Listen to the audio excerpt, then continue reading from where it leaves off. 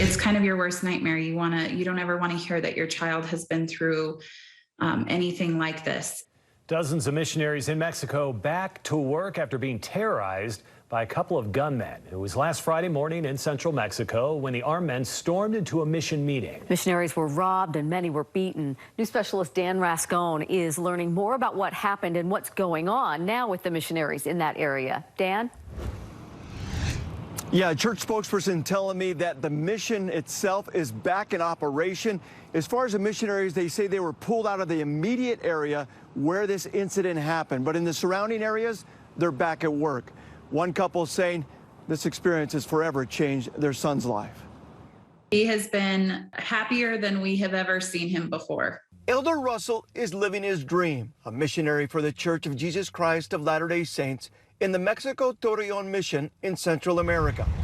But never did he expect They knocked him in the back of the head and told him, keep your head down. to be faced with a life or death situation. Elder Russell was among 70 missionaries at a mission conference on Friday when suddenly two gunmen stormed in and robbed, terrorized, and beat many of them, including the mission president and his wife. He was able to watch one of the robbers take the blade of a knife and just kind of run it up and down the back of these sister missionaries. But it's what happened afterward that has brought great comfort to his parents who live in Colorado. Every one of those missionaries gathered together and said a prayer for the two men that held them up. And by Saturday, the missionaries were already back at work. He was back to work immediately. Saturday morning when he called us, he said, we've got people to teach, we need to be out, we got people to serve.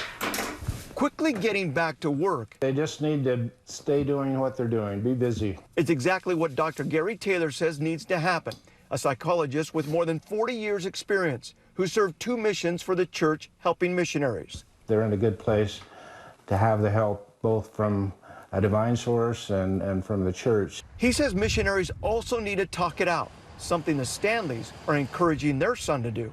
We've encouraged him to actively pursue that counseling, to not try and, pick himself up by the bootstraps and, try and tough it out. The church says they do have counselors there in the area talking to these missionaries. The Stanleys right now saying they've only had a chance to talk to their son only once there. That was on Saturday. They're hoping to hear from him soon so they can get a little more information. Deanie, back to you. Yeah, hopefully, like you said, they're getting the help that any of them might need. Dan, thanks.